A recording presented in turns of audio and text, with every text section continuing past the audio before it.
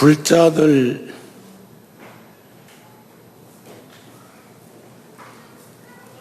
말씀에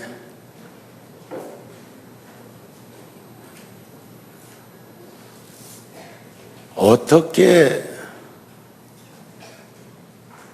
살아가는 것이 참으로 사는 것인가 하는 숙제를 명제 삼아서 그 해답을 찾고 싶어 하는 일들이 많다고 합니다.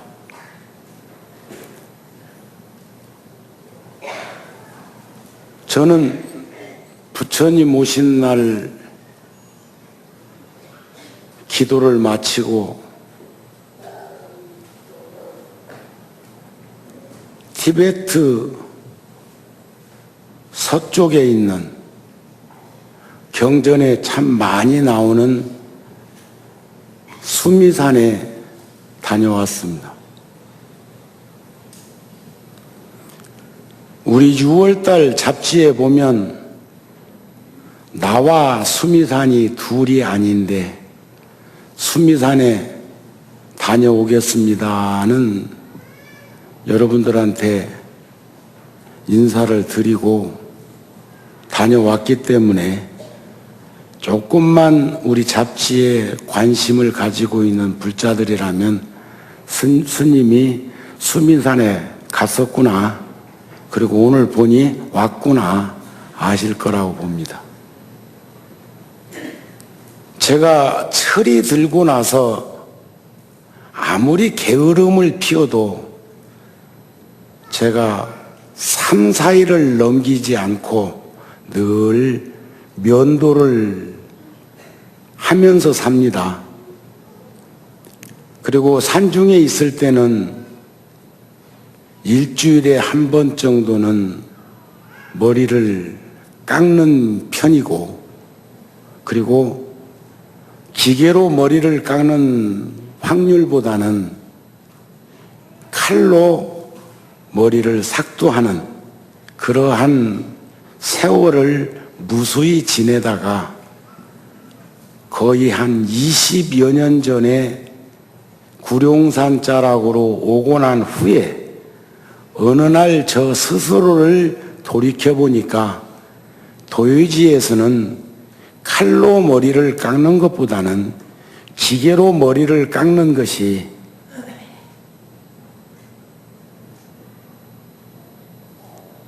세상과 어우러지는데 덜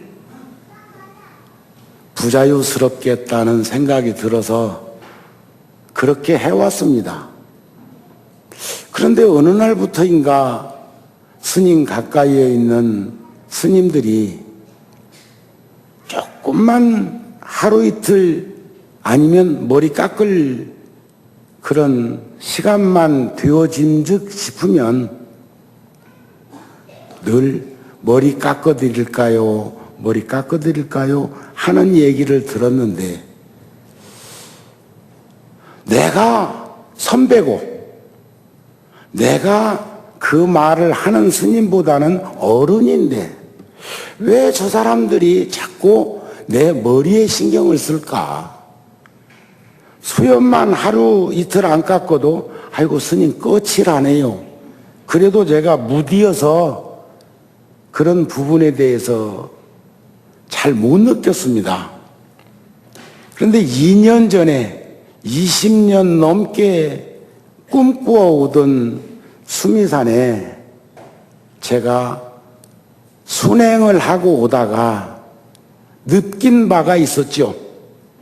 그것은 유전인지는 모르지만, 그래서 제가 여러분들한테 석준오 스님 저 온양 가서 모시고 올라오다가 스님 봄인가 싶으면 가을입니다. 그래 가을이야. 오늘 아침 신문에도 보니까 우리나라가 아열대화 되어 간다는 그런 작은 생물 하나를 가지고 온전히 평가할 일은 아니지만 그렇게 얘기하는 기사를 보았습니다. 어느 날부터인가 봄인가 싶으면 여름이고 또 가을인가 싶으면 겨울이 되어버리고, 그래서 봄과 가을보다는 여름과 겨울이 긴 그런 사시절서 속에 우리가 살아가는 그 이치도 한번 살펴볼 수 있었으면 합니다. 그런데 제가 한 보름 만에 거울을 보게 되었는데,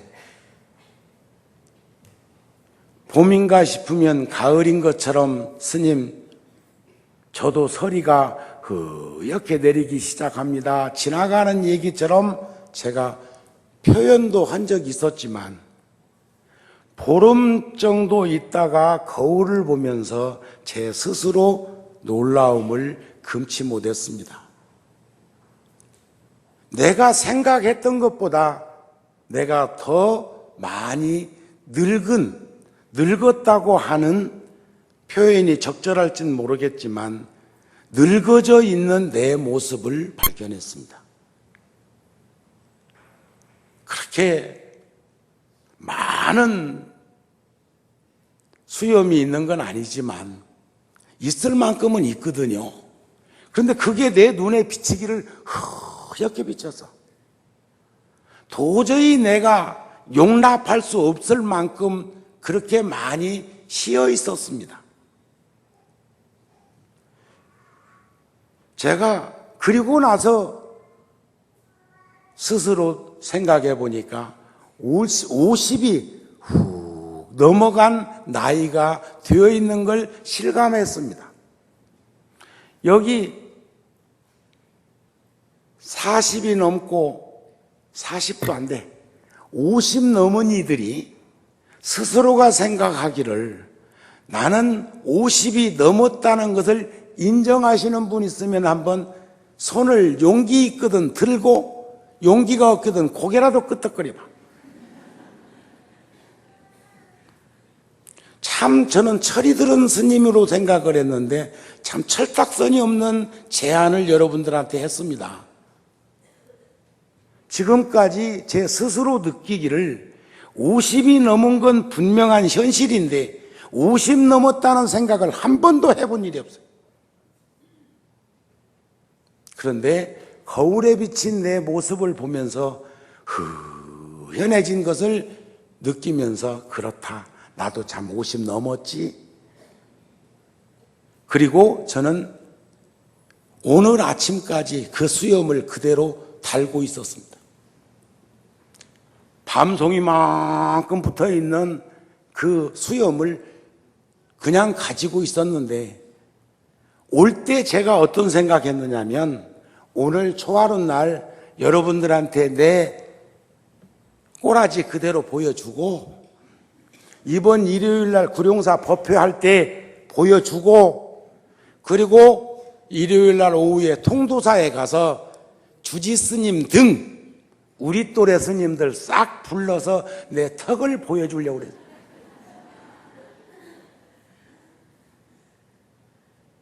다시 말씀드리면 무언설법일지는 모르지만 있는 현상 그대로를 인정하는 우리들이 되어야 하겠다는 생각을 하게 된 겁니다.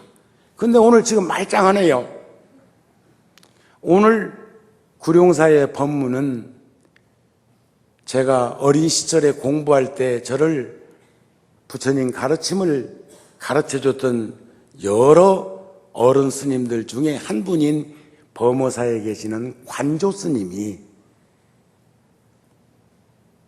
어저께 올라오셔서 이곳저곳하고 전화 통화할 때마다 상대방이 묻겠지요. 지금 스님 어디세요?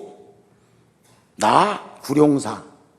오늘 초하룻 날 법문으로 오셨다고 하면 좋을 텐데 그렇게 말씀 안 하시고 정우가 그 어려운 수미산을 갔다 오셨는데 정우 스님은 바빠서 내려올 수가 없으니까 안부를 묻기 위해서 내가 서울에 올라왔노라. 그래 지금 구룡사 주지방에 있다.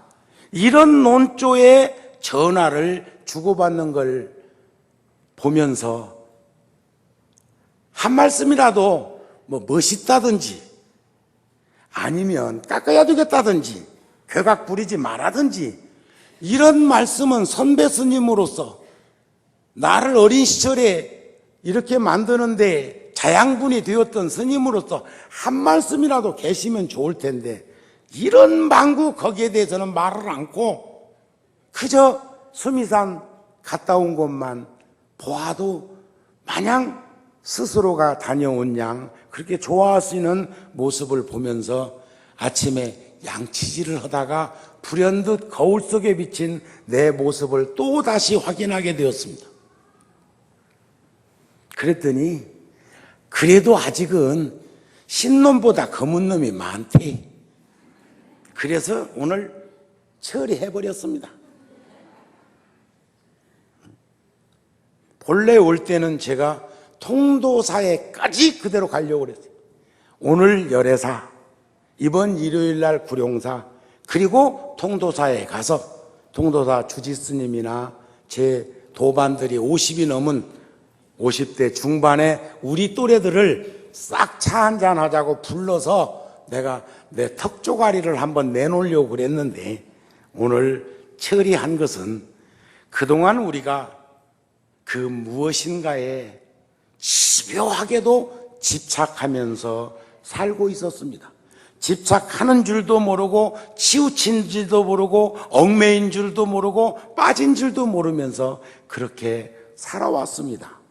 살아오면서 자기 스스로의 한 모습을 발견했을 때 바로 그 존재 안에 깊은 곳에서 스스로 나라고 생각하고 오늘 아침에 신문에도 보니까 20살 먹은 학생이 아마 고등학교 졸업하고 배낭여행을 1년 동안 떠나서 다녀왔는데 그 학생이 한 권의 책을 만들었다 해가지고 그렇게 그 신문에 난 것을 보았습니다. 그 사람도 내면의 존재 속에 있는 깊은 곳에서 내재하고 있는 나와 그리고 우리가 이상향으로 생각하고 있는 나는 본래부터 존재하지 않는 나라는 사실을 그 학생도 알았으면 합니다. 2년 전에 수미산에 20년 이상 꿈꾸다가 그곳을 다녀온 정우가 작년에 또 가고 싶어서 떨먹거리니까 주변에서 사스가 있어서 비자가 안 나온다는 그 말로 거꾸로 틀렸는데 금년에는 기어이 일을 저질러 가지고 또 다녀왔습니다. 첫날 밤을 4,200m에서 자요. 아마 지금 일산 정도가 해발 100m나 될까? 난 안 된다고 봅니다. 해발이란 뭘 의미합니까? 해수면으로부터 시작되는 미터입니다.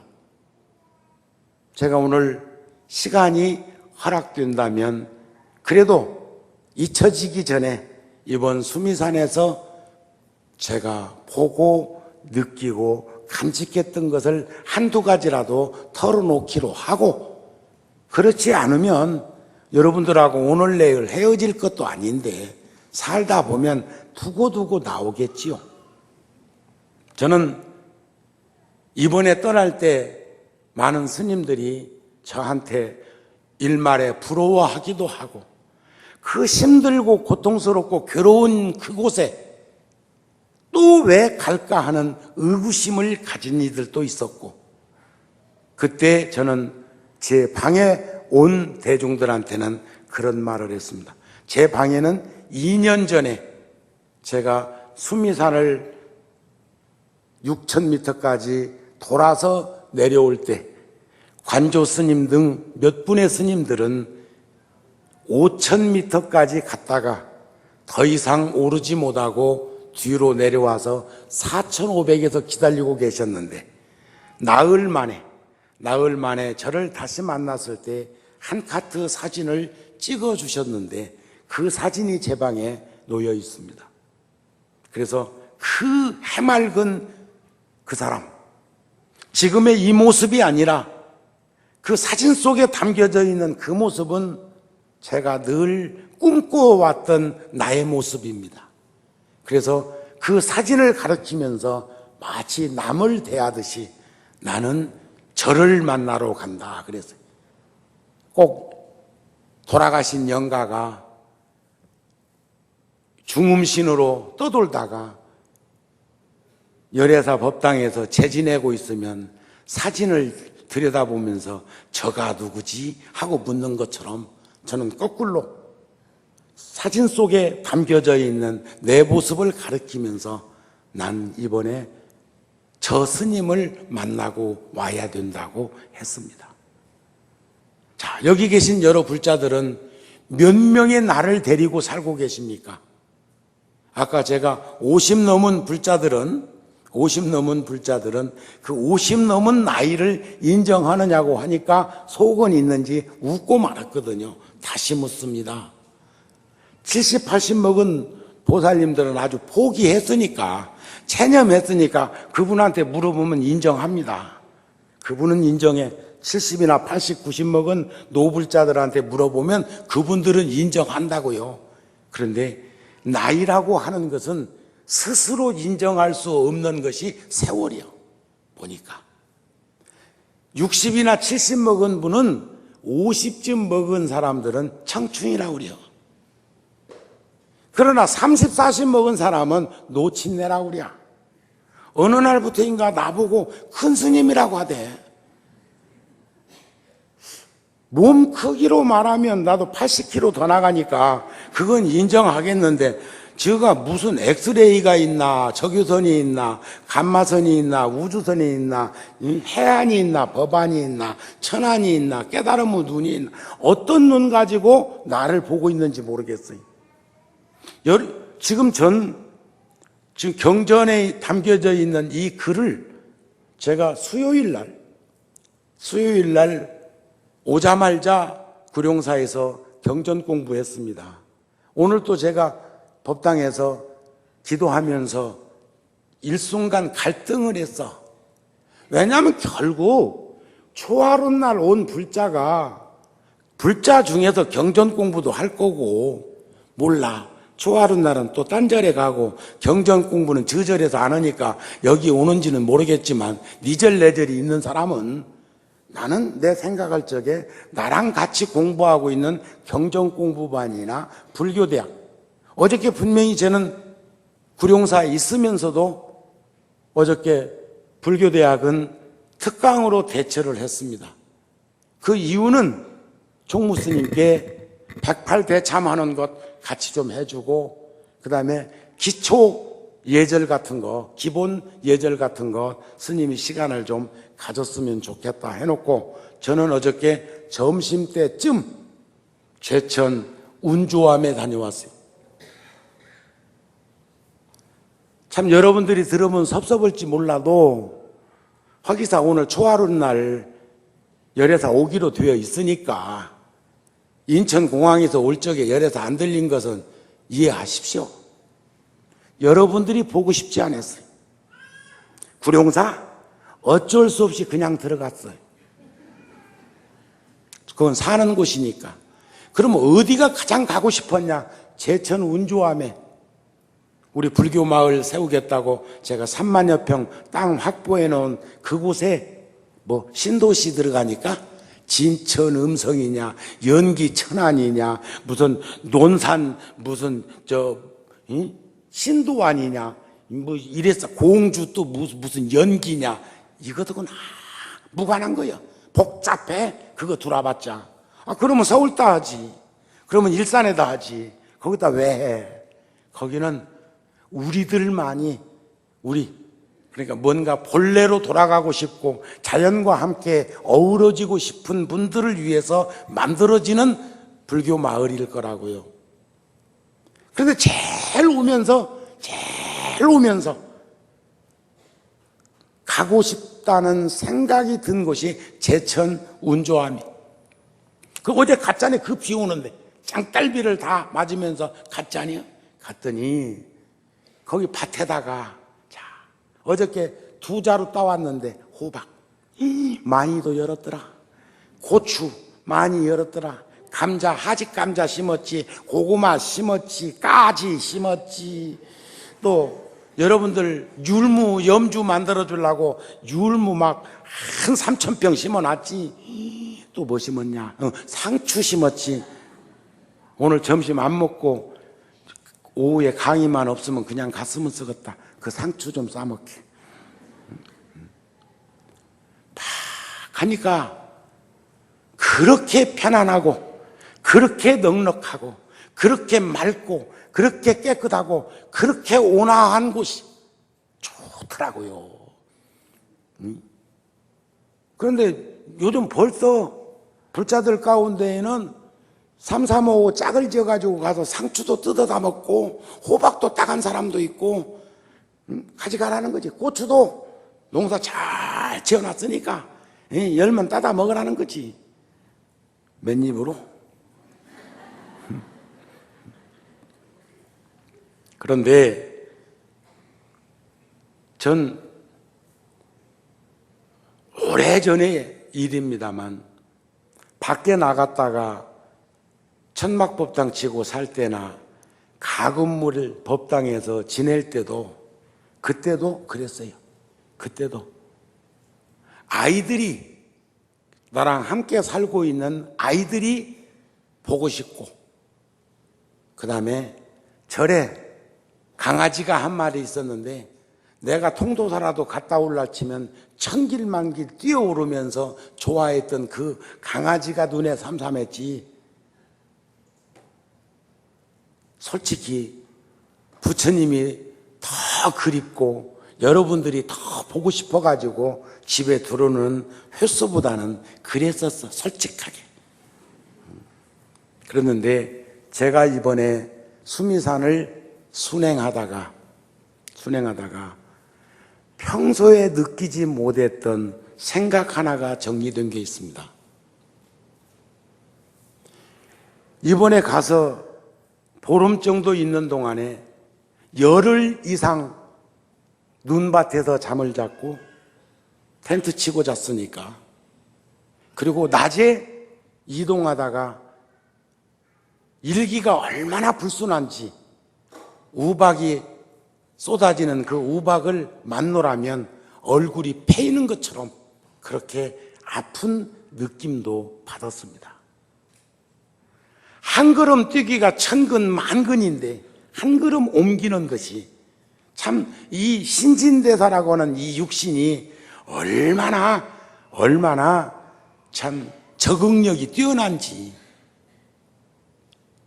생물학적으로 보면요, 우리도 동물과에 속하는데 동물 중에서 다른 동물이 만일에 인간처럼 음식을 섭취한다면 명대로 살다가 죽을 동물은 하나도 없다는 거예요. 참 만물의 영장이라고 그렇게 내세우지 말고 만물 중에서 인간만큼 적응력이 뛰어나고 인지가 개발되고 그래서 만물을 지배하는 위치까지 온 것이 그냥 이루어진 것이 아닌 것을 목격했습니다. 5,000m든 6,000m든 거기를 걸어가다가 어찌 늘 오르막길만 있겠어요. 가다 보면 서너 걸음이라도 내리막길이 생길 수도 있고 만날 수가 있는데, 한 걸음을 옮기는데 천근만근이 내리막길을 걸을 때는 한 근 두 근도 안 돼. 한 걸음을 내리막길로 가고 두 걸음을 내리막길로 갈 때는 이 몸이 그냥 훨훨 나르는 것 같아. 그런데 4,000m에 있다가 4,100m로 오르려면 또 죽을 지경이야. 6,000m 있다가 5,900m로 내려가는 데는 아무 문제가 없는데, 여하튼 간에 내려가는 데는 그렇게도 편안하고 넉넉한데 오르막길이 있을 때는 숨통이 칵칵 막혀. 그러다 보니까 저녁에는 영하 10도, 20도도 만났을 겁니다.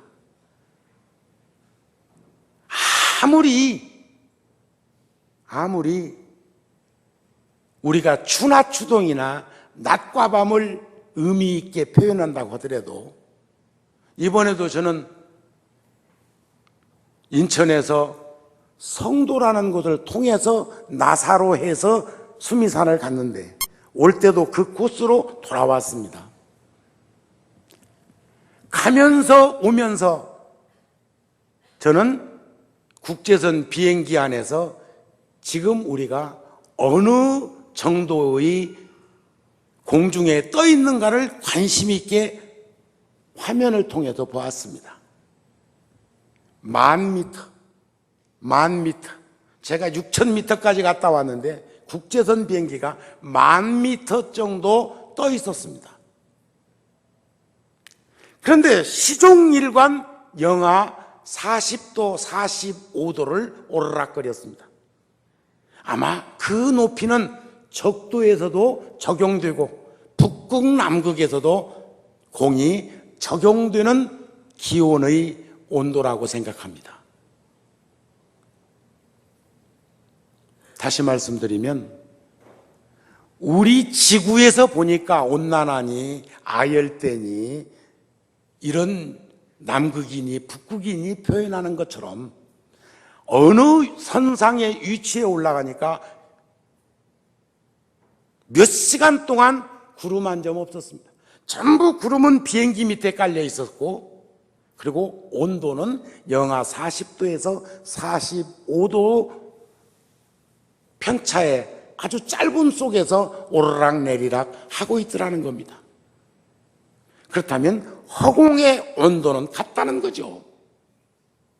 지구에서 느끼는 지표면의 온도 차이가 추나 추동을 표기하는, 동서로는 낮과 밤을, 남북으로는 계절을 느끼고 있는 걸 또 한 번 목격하게 됩니다.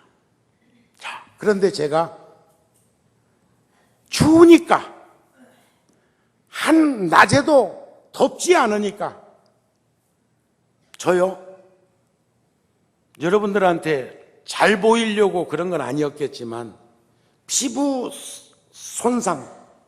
손상은 여자만 피부 손상 괜찮습니까? 직사광선을 강하게 쪼이면 피부암도 걸린다고 하죠. 일단 거기에 가니까 흑인 여자도 선크림 발릅디다. 아무리 타도 그 피부색보다는 덜 탈 것 같은데 바르더라고요. 그런 거 보면은 타고 안 타는 것도 상관없이 뭔가 작용이 있구나 하는 생각을 해서 어느 날은 저도 2번 바른 날도 있어. 2번. 우습지요? 스님이 뭐 발랐다고 하니까. 평소에는 바르는 일 없고 칠하는 일 없어. 내가 누주를 발랐대까, 마스카라 아이라인 가지고 착착착착을 합니까? 파운데이션 가지고 내가 마사지를 했습니까? 콜드크림 가지고 무엇을 했습니까? 그런 거 없어. 그런 일은 전혀 없습니다. 앞으로도 없을 겁니다. 그런데 거기는 그럴 수밖에 없는 현실이었다는 거예요. 그러니까 노출된 귀 같은 경우는 저 벌써 허물벗어지고 있는데, 귀 같은 데는 여기는 왜 안 발랐는지 몰라. 2년 전에도 알았건만 덜 바른 모양이지. 그런데 아무리 껴입어도 덥지를 않고, 한낮에는, 저녁에는 껴입어도 춥고. 그런데 걷다 보니까 몸에서 열도 나고, 걷다 보니까 내가 다 껴입은 그 옷이 불편하다는 생각이 들었습니다. 그래서 제가 파카를 하나를 벗어서 들면서 제 스스로 또 느끼는 게 있었습니다. 그렇다. 우리는 늘 사바세계에서 승속간에 우리들이 머무르고 있는 이 세계에서는 벗어라 비워라 합니다. 벗어야 된다, 비워야 된다. 벗어야 된다, 비워야 된다. 놓아야 자유로워진다. 욕심은 버려라. 과욕 부리지 말아라. 속에 담겨져 있는 욕구, 욕망, 욕심, 비워라, 비워라, 벗어라, 놓아라 이러면서 살아왔는데 거기서는 제가 우도타나를 벗으니까 짐이 되었습니다. 우도타나를 벗으니까 짐이 되었어. 한 걸음 옮기는데도 천근만근인데 옷까지 하나 벗었으니까 나는 여기서처럼 편안하고 가벼울 줄 알았어요. 그런데 막상 벗고 보니까 그 옷은 무게도 나가지도 않는 옷이었건만 그 옷은 천근만근의 무게로 나한테 중압감을 줬어요.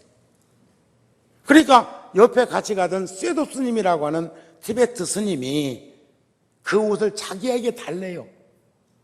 달라고 안 했으면 그냥 잃어버렸을지도 모르는데 달라니까 도리어 어떤 생각이 들었느냐.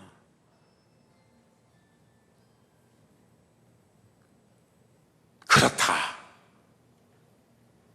우리가 중생들은 벗어야 하고 비워야 하고 놓아야 하지만 여기 와서 느끼는 내 일순간의 마음의 감정은 부처님이나 보살은 벗는 게 아니고 입으니까 내 몸이 되는데 벗으니까 짐이 되는 이치를 행동으로 옮긴 것이 보살도요, 보살행위요. 이것이 바로 어버이가 가정에서 자식들의 어른들이 사회에서 해야 할 몫이로구나 하는 마음이 깊게 들어지더라. 그런 말씀이요. 몰라. 내 말이 맞는가 안 맞는가는. 그러나 그랬어. 그곳에서 내가 느끼는 그 큰 무게는 벗으니까 짐이 되더라 이게. 벗으면 편안할 줄 알았는데 벗으니까 짐이 되어. 도로 끼어 입으니까 내 몸이 되어버렸어. 그 짐이 되었던 그 옷을 다시 그냥 내가 쇠도 스님에게 맡기지 않고 도로 입어버리니까 도리어 그것이 내 몸이 되어버리고 말더라. 그렇다면 우리는 어떠한 삶 속에서 살아가는 내 모습이 현실적으로 타당한 것인가 하는 것을 우리가 비추어 볼 수 있었으면 좋겠다 하는 마음이 들어집니다. 2년 전에 갔을 때는 10명의 스님 가운데 10명이 갔는데 10명 중에 4명이 중도에서 포기했습니다. 수미산을 돌지 못하고 포기하고, 우리들이 수미산을 53km 탑돌이하고 내려올 때까지 그 스님들은 안욕지라는 못에서 나흘 밤을 자면서 기다리고 있었어요.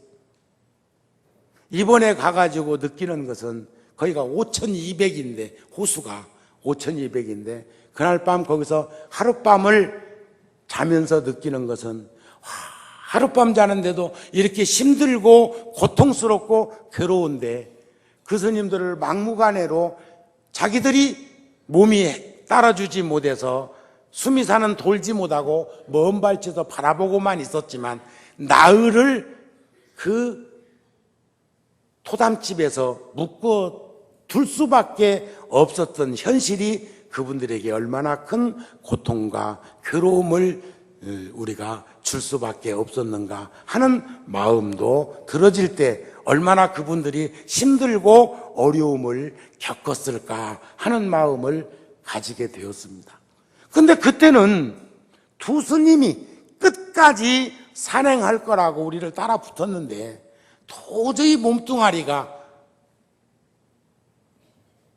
적응이 안 되어서 한 스님은 말을 탈 수밖에 없었고, 그래도 한 명 끝까지 견디다가 견딜 수 없는 사람이 있다면 말이라도 타고 갈 수 있도록 해드려야지 해서 제가 제안을 해서 말 한 마리를 구해놨는데 두 분이 똑같은 현상이 일어나다 보니까 우리들이 실었던 짐을 내리고 소 한 마리에 짐을 내리고 거기에 스님이 아주 힘들 때 잠시 잠깐이라도 탈 수 있도록 배려를 하려고 준비를 했는데, 그때 그 야크 몰입꾼들은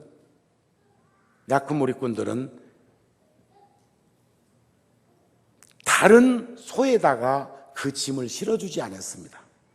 그래서 할 수 없이 그 짐을 다른 사람이 나누어서 짊어질 수밖에 없었는데, 이번에 우리들이 수미산을 돌 때는 두 아이를 데리고 대동하고 왔던 야크몰이꾼이 나만 이번에 가가지고 앞으로 우리 잡지나 달력이나 다양하게 여러분들에게 선보이겠지만 5,000카트 정도 찍어왔어요. 사진을 사타를 한 5,000번 정도 눌렀으니까 기대하십시오. 2년 전에 가서 4,500카트를 찍어왔는데 그곳에 가가지고 또 5,000카트를 찍었으니까 찍은 데를 또 찍지는 않았을 거 아니에요? 뭔가 있기는 있을 거라고요. 한번 기다려 보십시오. 그런데 이번에 그 야크몰이꾼은 저만 보면 내가 맨 카메라 가방을, 배낭을 10번 만나면 10번 다 그걸 자기가 매겠다는 거예요. 자, 그러니까 더 힘이 나대요. 그러면 스님 체면에 그걸 벗어주겠다, 개떡하고 주겠습니까? 안 주지. 고맙다고 하면서 힘이 나고 죽을 것 같은 심정이 다시 되살아나고 그렇게 했는데, 제가 이번에 참 좋은 일 몇 가지 한 것 중에 한 가지만 내가 공표합니다. 아내를 10년 전에 잃었다는 것 보니까 작은 아이 낳다가 죽었든지 아니면 아이 낳고 그 후유증으로 세상을 떠났든지 12살짜리하고 10살짜리하고 둘을 데리고 혼자서 살고 있는 그런 호랍이었습니다. 근데 그 두 아이를 데리고 왔어요. 학교를 안 보내고 데리고 왔어. 요즘 우리나라도 부모가 장기간 외국에 여행 갈 적에는 아이들 한두 달 데리고 같이 여행을 해도 결석으로 안 치잖아요. 자, 거기도 그런 바람이 불었는가? 살아있는 교육을 시키는 거겠지요. 그 환경이 열악하고 춥고 매섭찬데 그 아이들이 거기를 따라왔어. 그러면서 야크 4마리가 가다가 옆으로 삐지면 한 녀석이 가서 안으로 모으고 하면서 이렇게 데려가는 그 모습을 봤는데, 그 아이들은 컵라면 하나면 천길만길 뛰면서 좋아해. 저 아버지는 가다가 컵라면 끓여주는 게 낙이더만 맛도 없어. 진짜 라면도 신라면도 맛없던데 뭐. 세상에 햇반이라는 거 있지요? 햇반이라는 거 아시죠? 참 일산도 큰일 났구만. 어떻게 그런 음식을 압니까, 어머니가? 몰라야 되는 거 아니요? 밥 안고 그러면 햇반 갖다가 뜨거운 물에다가 담궜다가 식구들 먹이는가 봐. 내가 이번 일요일날 구룡사도 한번 물어봐야겠다. 난 구룡사는 대답하는 사람 하나도 없을 것 같은데. 아따, 일산은 신세대요. 응? 여러분들은 햇반 몰라야 합니다. 혼자 사는 사람들이나 아니면 젊은 것들은 알 수 있지. 그 사다 놓고 뜨거운 물에다가 한 3분 넣어놓으면 밥 된다며. 20분을 넣어놨는데도 밥이 안 돼요. 뜨거운 압력밥솥에다가 물을 붓고 내가 햇반은 이 땅에서 몇 개 사와라 해가지고 가지고 와서 그걸 넣고 나는 3분이면 된다고 해갖고 10분만 해봐라 했거든요. 그대로요. 20분 하니까 근근히 먹겠더만. 한 30분 하면은 될란가? 그런데 여기는 다 알아버려. 햇반이라는 거 있지요? 몰라야 합니다. 그런 건 몰라야 해. 어머니는 몰라야 돼. 다른 식구는 다 알아도 어머니만은 햇반이 뭔가를 몰라야 해. 그게 어머니 몫이의 일이요. 아시겠습니까? 그런데 그런데 얼마나 신경이 예민하고 날카롭고 육신이 힘들면 그 좋은 신라면을 끓여놔도 신라면을 먹을 수가 없어. 밥을 실컷 해놓으면 죽이요. 5천 6천에서는 죽이요. 밥을 먹어본 일이 없어요. 밥이 안 드는데 무슨 밥을 먹어. 그런데 참 어머니 없는 자식을 맑고 깨끗하게 키웠더라고요. 그래서 제가 불현듯 소를 보다가 송아지 생각이 났어요. 그래가지고 제 아버지한테 물었어. 소는 얼마고 송아지는 얼마냐 하니까 큰 소는 우리 돈으로 하면 22만 5천 원. 제일 좋은 소가. 그 다음에 송아지는 얼마냐 하니까 4만 5천 원. 송아지 한 마리에. 그래서 제가 두 아이한테 9만 원씩 주었어요. 9만 원씩.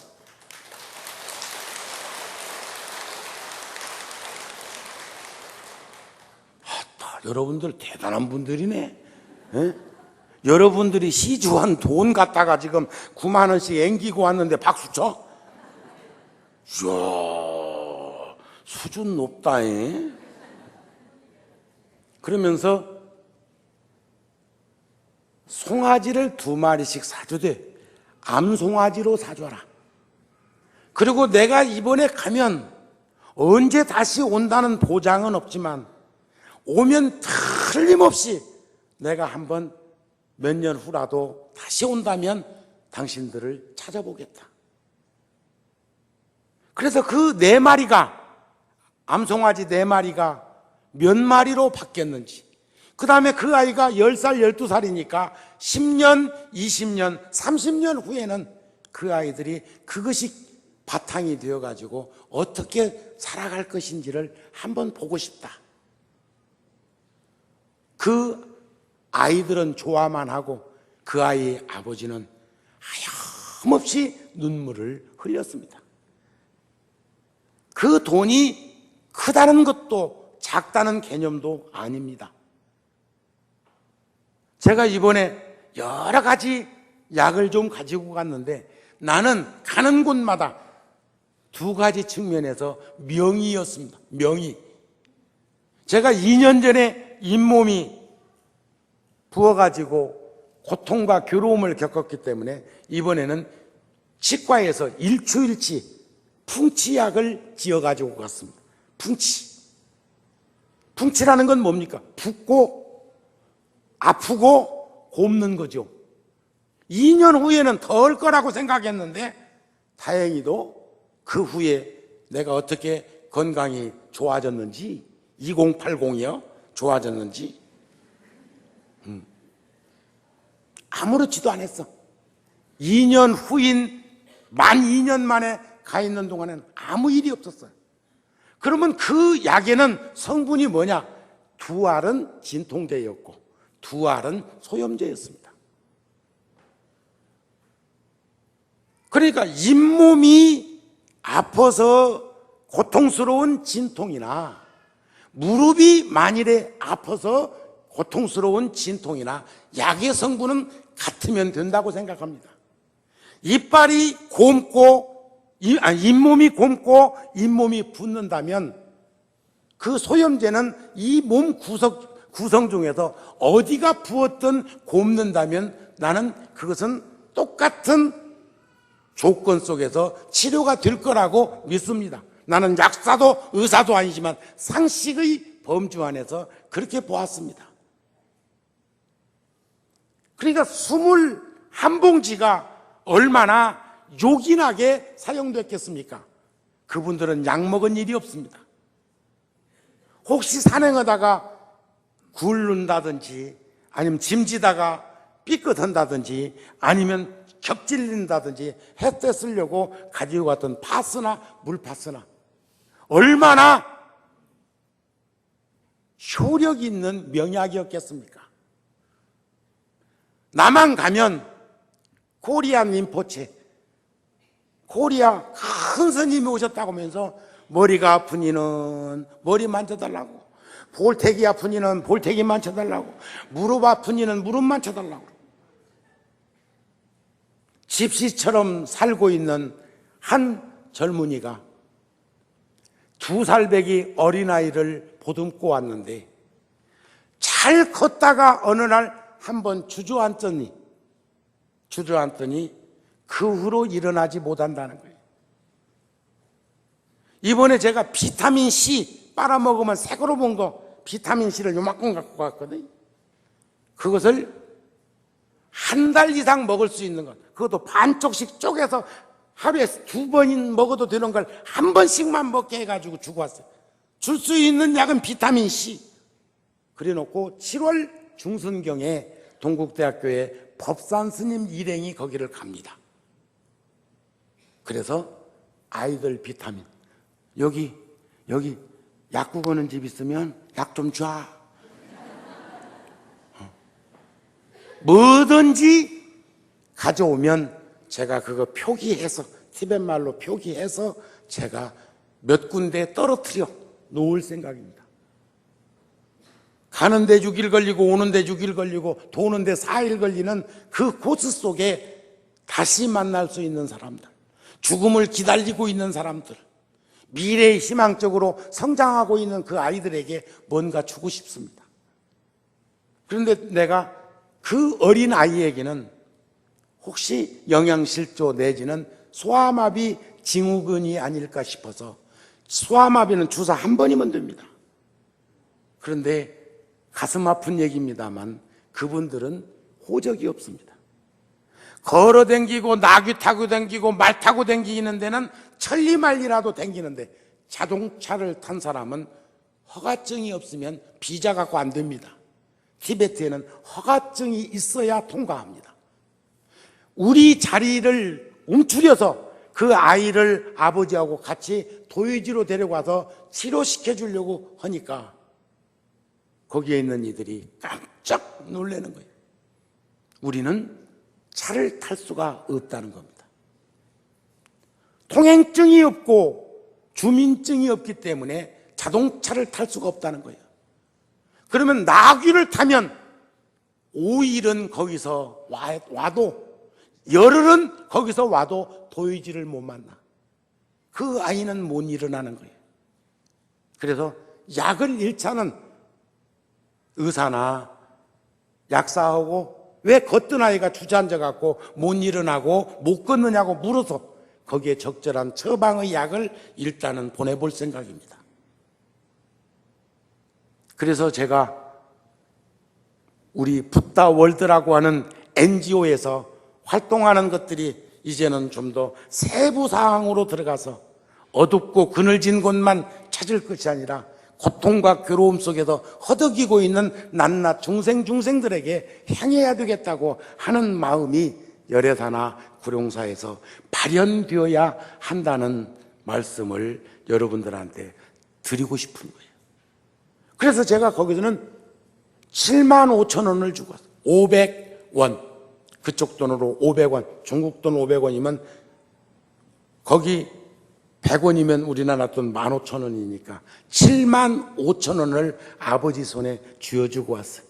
나귀를 태우든 말을 태우든 해가지고라도 도요지에 가서 진찰 받아보고 충분히 그 돈이면 치료할 수 있다고 믿기 때문에 주고 왔습니다. 그런 일들이 어찌 우리들 주변에는 없겠습니까? 그런 일들이 대한민국은 무관하겠습니까? 그렇게 보지는 않습니다. 그러나 우리는 우리들 주변을 우리 스스로 조금만 살핀다면 거기처럼 되지는 않을 거라는 마음을 여러분들한테 전해드리고 싶을 뿐입니다. 이런 내용들을 여러분들께서 이번 6월달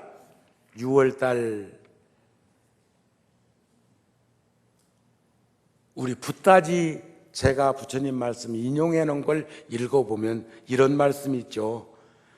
불자들아 보살 마살이 두 가지 법을 구족하면 그게 이칼이니 하나는 선정삼매요 둘은 반야지혜니라. 불자들아 왕고를 비빌 적에 급히 서두르면 끊어지나니 보살이 이 두 가지 법을 닦는 일도 그와 같느니라. 불자들아 굳게 받친 나무를 뽑을 적에는 먼저 손으로 흔들면 뒤에 빠지기가 쉽듯이 보살의 선정삼매와 반야지혜도 그와 같아서 먼저 선정으로 흔들고 나중에 지혜로 뽑아야 하느니라. 불자들아 때 무슨 옷을 빨 적에 먼저 잿물에 담그고 뒤에 맑은 물로 씻으면 옷이 깨끗해지나니 보살의 선정과 지혜도 그와 같느니라.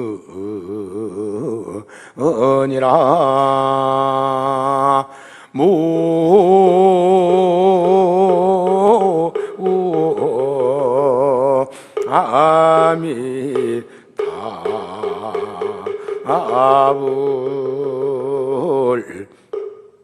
이런 말씀을 제가 이렇게 인용해 놨거든요.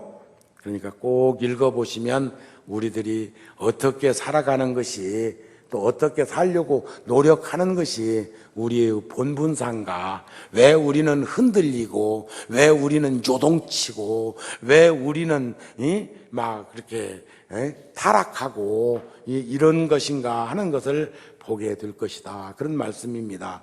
그래서 깨달음을 얻고자 하고 기도를 성취하고자 하는 우리들이 하는 일 중에서도 가장 중요한 것이 자비심이요.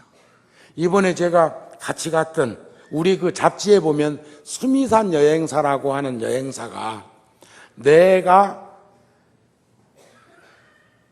국제 관계를 하는데 그 처사가 여행사 직원인데 아주 깔끔하게 하고 혼심을 다 기울여서 그런 일을 해주기 때문에 10년 전에 제가 여행사를 하나 만들어서 살게 하고 그 일을 하게 하면서 우리 구룡사 등에서 국제불교 활동하는데 이렇게 한 파트의 팀장을 맡겼는데, 사람이 처음 시작을 그렇게 해가지고 좋은 인연으로 하고 있지만 안 식구 입장에서는 안 식구, 그 사람이 총각일 때 나오고 만났는데 지금은 아이들이 초등학교 댕기니까 결혼한 지가 벌써 거기도 10년 안 넘었겠어. 그런 데를 가려면 최소한 한 10명 이상으로 가야 몇 푼이라도 떨어질 거 아니여. 그런데 셋이 갔다니까. 셋이 얼마나 힘들고 어려운 곳이면, 얼마나 지긋지긋한 곳이면 주변에 같이 가는 사람들조차도, 제가 라면, 국수, 냉면 좋아합니다. 짜장면도 좋아하지만 그런데 농심라면, 신라면을 끓여놨는데도 먹고 싶지가 아니요. 그러니까 얼마나 힘들면 먹는 것보다 굽는 것이 도리어 편해. 세상에 그런 데 갔다 왔다니까. 그런데 같이 가는 사람들 중에서 누군가가 이 없으면 잇몸이 대신하는 마음이 어른들의 마음이요, 부모의 마음이요, 그것이 어버이 마음이요, 그것이 보살의 마음이요, 그것이 진정한 말이 지혜 있는 자의 마음이야 될 텐데, 잇몸은 고사하고 이빨도 싫은 거요. 지 몸뚱이도 싫으니 옆에 있는 사람은 말해 뭐해. 그런 곳에 가려고 보니까 최소화 시킨 거예요. 최소화. 내가 그쪽에 가서 별 문제만 없으면 그 사람도 안 데리고 가면 돈 드는데, 돈은 내가 됐을 거 아니요. 셋이 가는데.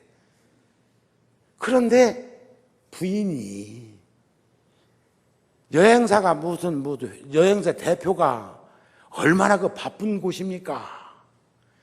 근데 그냥 한 20여 일을 신랑이 안 오고 그쪽에 거기 가갖고 있는데 돈 드는데도 간 것도 아니고 속이 짜련만.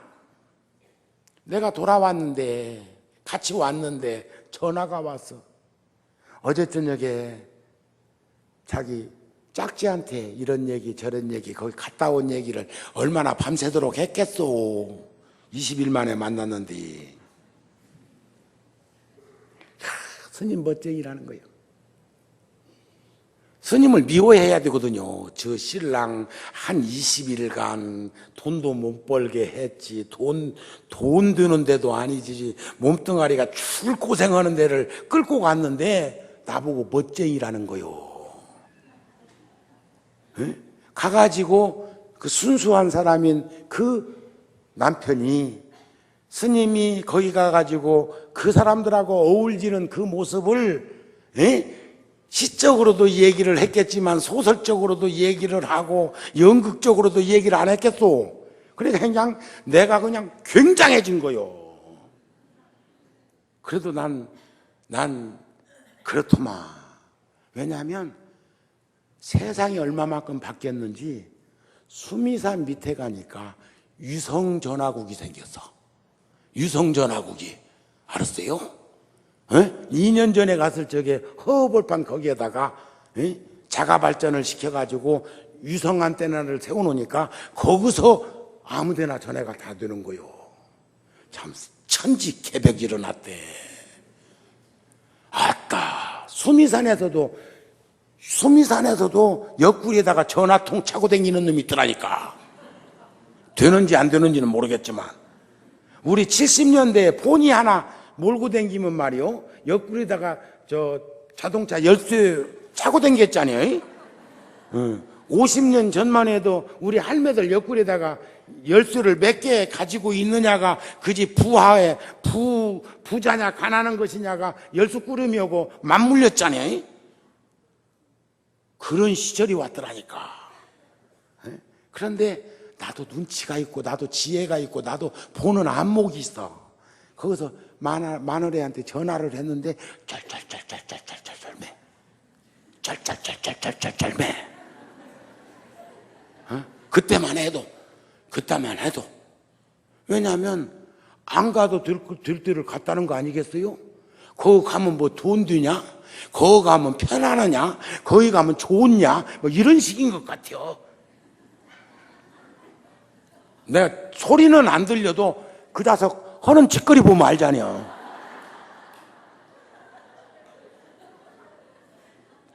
여러분들은 그러지 마세요.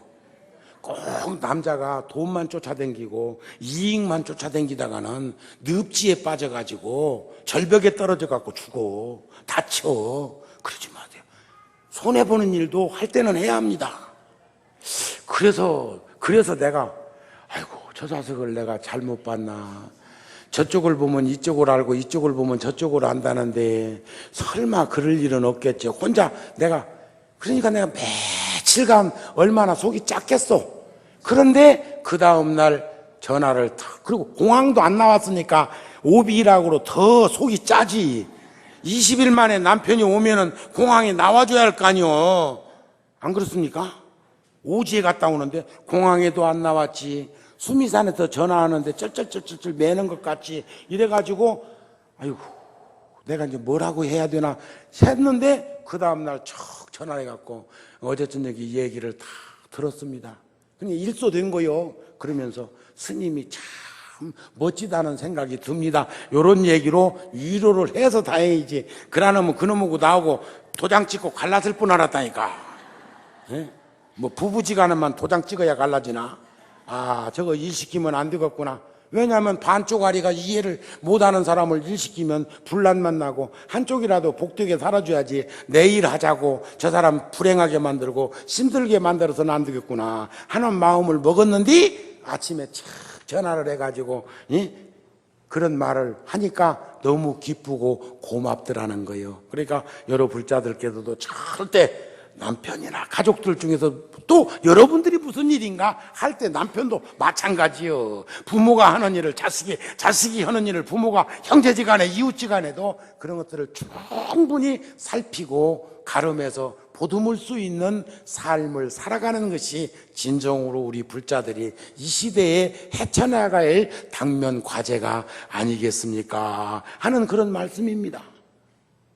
내 것이라고 생각하면 내 것 안 아까운 사람이 있나요? 그렇지만은 우리는 그런 부분들에 대해서 잘 가름하면서 우리가 살 수 있는 마음을 가졌으면 합니다. 만일 내가 노여워하는 마음을, 썩내는 마음을, 분노하는 마음을 일으키면요, 그 자체가 번뇌를 극복할 수가 없어요. 번뇌라는 삼독심인데 결국 우리가 분노가 일어나고 노여운 마음이 생기고 신경을 과다하게 사용하는 것은 그러면 욕심 때문에 그렇거든요. 어리석어서 그렇거든요. 그런 현상을 보자면 그런 이는 절대로 진실하게 세상을 살 수가 없더라는 것입니다. 그래서 우리들은 스스로에게 애착 갖지 말고 스스로가 스스로에게 자유로움만을 요구하지 말고 아까 드린 말씀처럼 그 5,000m, 6,000m에서 힘드니까 입었던 옷까지도 무겁게 느껴져서 그걸 벗고 보니까 벗어서 튼 옷이 더 무겁더라는 이 생각을 한번 가져본다면 가정이라는 것이 서로 화합이라는 것이 화목하다는 것이 누가 어떻게 행동을 하고 처신을 하고 보듬고 품어야 그것이 원만하게 해결이 될 것인가 하는 부분에 대한 해답은 나왔을 걸로 봅니다. 오늘 준비했던 법문은 다 드리지도 못하고 우리 잡지에 나오는 그 부처님 말씀 하나 읽어드리는 걸로 근근히 부처님 말씀은 전했지만 제가 20여일 만에 여러분들하고 만나면서 드릴 수 있었던 것은 제가 그 척박한 땅 오지에 가서 힘들고 어려운 환경 속에서 내가 내 모습도 지켜볼 수 있었고 내가 내 모습 속에서 남은 시간들을 어떻게 더 소중하게 써야 될 것인가 활용해야 할 것인가 함께 해야 할 것인가도 배우고 익히고 왔으니까 여러분들은 투자하실만 했습니다 하는 말씀으로 오늘 초하루 법문은 마칩니다.